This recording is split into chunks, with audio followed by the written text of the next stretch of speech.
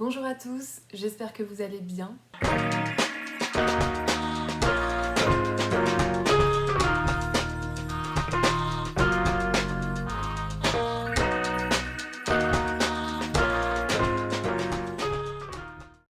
Aujourd'hui, je vous emmène dans ce qu'on appelle le village des antiquaires. C'est situé à Saint-André-les-Lilles, donc environ à 5 km de Lille. Vous allez voir, c'est un espace immense. En fait, c'est vraiment ça la particularité du lieu, c'est que vous avez environ 1500 m² dédiés à l'Antiquité et à la brocante. Donc c'est vraiment un lieu unique ici, en dehors de tout ce qui est Emmaüs évidemment. C'est pas tout à fait le même esprit puisque c'est pas dans l'idée de solidarité, etc. C'est vraiment des antiquaires de métier, ou du moins des semi-professionnels au moins, qui sont là et qui exposent sur leur stand.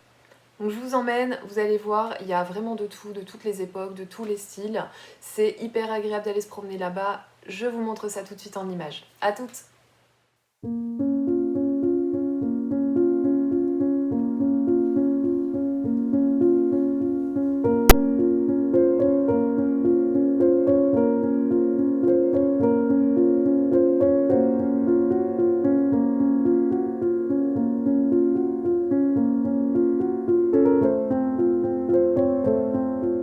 Le village des antiquaires, c'est ça en fait. C'est un endroit hors du temps où chaque objet devient un marqueur du passé et vous plonge dans vos réminiscences.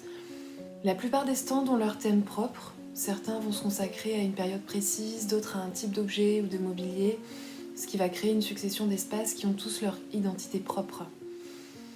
On retrouve parfois d'un stand à l'autre des pièces qui se ressemblent ou qui appartiennent au même style, mais elles sont entourées d'objets qui sont tellement divers et tellement aléatoires qu'au final l'ensemble qui est créé devient vraiment à chaque fois unique. Et là-bas, au village des antiquaires, c'est tantôt des retours vers des objets connus dont on se rappelle, parfois c'est plutôt des objets qu'on n'avait jamais vus en vrai et qu'on s'était seulement imaginé ou qu'on avait seulement vu dans les films jusqu'à présent. Parfois on a des mises en scène qui sont juste esquissées, qui vont nous plonger dans les greniers, dans les caves, même quand on n'en a pas, ou bien dans des scènes de cinéma, des salons, à table, chez tous les gens qu'on ne connaît pas et dont on devient tellement proche d'un seul coup. C'est ça en fait qui est intéressant, et quand on se promène et d'un seul coup on se retrouve devant une table qui est faite, qui est préparée avec des chaises autour, tout de suite on est plongé, on a l'impression d'être carrément ailleurs en fait.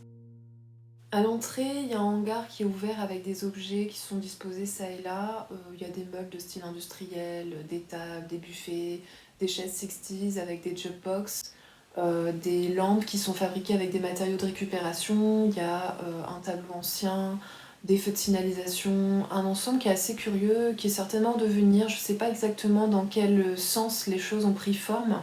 On a l'impression que c'est quand même beaucoup plus abouti quand on va dans le fond du village, où là vraiment il y a le plus d'exposants, c'est la plus grande zone où vraiment là on peut se perdre.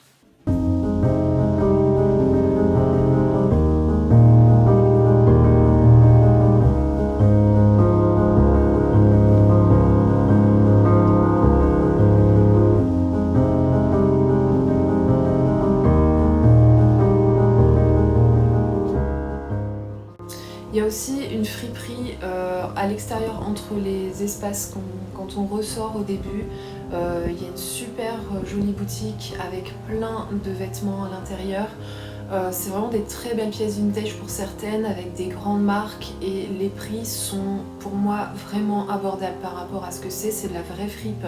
C'est vraiment des pièces que vous ne trouverez pas ailleurs, c'est de la qualité, et franchement trouver une robe comme ça à 30 € ou des vestes pareil à 16, 17, 20 €, pour moi c'est hyper abordable et c'est unique, donc forcément personne n'a la même chose, et c'est ça qu'on aime dans les fripes.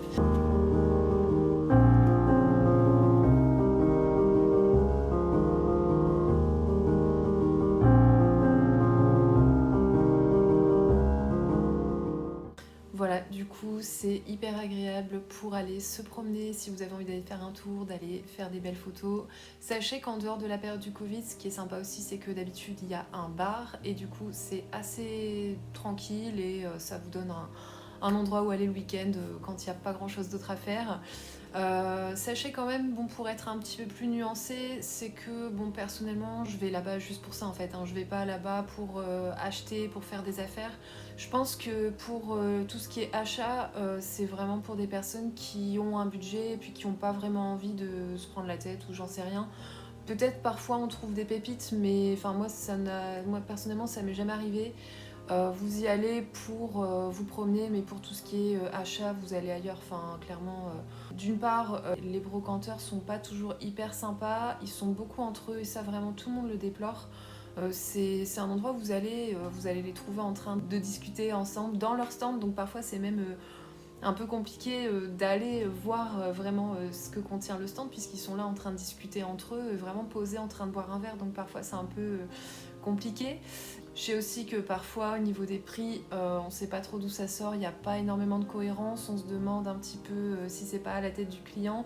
Ça c'est vraiment un ressenti général, hein. C'est pas moi qui le pense et franchement je suis totalement d'accord avec ça. Perso j'ai jamais rien acheté là-bas parce que bah, de toute façon ce sont des antiquaires donc ils ont déjà fait le travail de chiner, de réunir des objets dans cet endroit-là. Donc allez-y si vous avez une idée précise et que voilà, vous avez besoin d'avoir du choix, vous avez envie de demander, savoir s'ils ont des choses, etc. Parce que là, je suis sûre que vous allez trouver.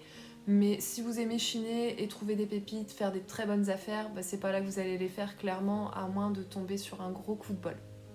Voilà, donc dans l'ensemble, ah oui, dernier détail aussi qui a son importance je trouve, c'est que l'accès est pas forcément facilité, c'est-à-dire qu'à Lille en général, quand vous voulez faire un truc, il y a un métro à côté. Là c'est pas trop le cas, donc c'est vrai que si vous êtes parti pour acheter des meubles et autres, bah au final c'est pas grave puisque vous n'allez pas aller les chercher en métro. Mais si c'est voilà, dans l'esprit de faire juste une balade, bah, c'est dommage qu'il n'y ait pas d'accès métro. Il n'y a pas trop de bus, je pense pas en tout cas qu'il y ait d'arrêt de bus dans le secteur. Il y a une gare pas très loin, mais je doute quand même qu'il y ait beaucoup de trains qui s'arrêtent là-bas. Donc en gros, ce qui est bien, c'est qu'il y a un grand parking. Vous pouvez y aller en voiture, il y aura toujours de la place parce qu'il n'y a pas 500 000 personnes en même temps. Mais voilà, c'est quand même dommage dans un endroit comme ça où, à mon avis, on aime bien récupérer, on est souvent dans un esprit un peu écolo aussi, souvent, ou éco-responsable. Donc devoir y aller en bagnole, bah, c'est un peu dommage.